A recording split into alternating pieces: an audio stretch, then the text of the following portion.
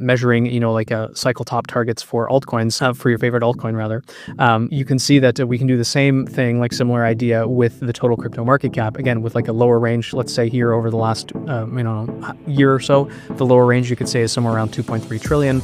The upper range is, anywhere between 3.7 to even 4 trillion, depending on who you ask, right? So there's quite a bit of a range here. You could even say it's like all the way up to 4.2 trillion, right? So you could be dealing with a pretty sizable range here. But the point being is that when you take the difference between this, again, like lower range and this upper range, you'd be looking at a total crypto market cap that's somewhere in the mid 5 trillion range, maybe like between 5.2 and 5.5 if we were being like super exact.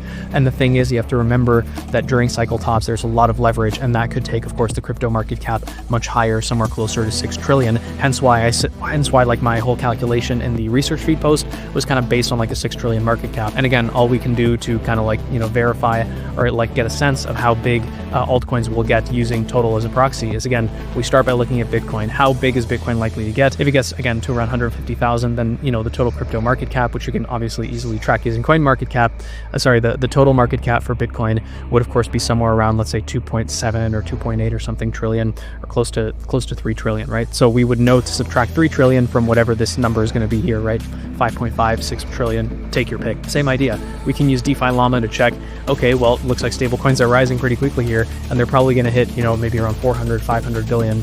You take the stablecoin market cap, you combine it with Bitcoin's market cap, and again, you end up with basically a remainder of somewhere around 3 trillion, which again, once you factor out Bitcoin, once you factor out stablecoins, then of course that remainder is just altcoins. And considering that, and I know that, and again, I'm sure some people are already going to be typing in the comments, well, you can just search on, here, and you can just go like total 3 or whatever, right? Total, can't spell here. Total 3, excluding Bitcoin, ETH, and stablecoins, or you can even use total 2 or whatever. Sure, but again, I think all these charts are kind of signaling the same thing, because again, what we could do here, guys, is we could very simply use the exact same methodology. We could say, okay, lower range of somewhere around 315 or 300 billion, upper range of somewhere, let's say around 1.2 trillion, right? So you would see roughly a doubling, let's say, of the total crypto market cap, excluding Bitcoin and Ethereum. And, even then, I would say that it's probably going to go a little bit higher than that. But the point being is that, no matter how you slice it, you'd be dealing with, let's say, an average return for all altcoins somewhere in the 3x range, maybe 2.5x, something like that. And again, average does not mean that so that means that like my altcoin's only going to go up to 2x from the current level.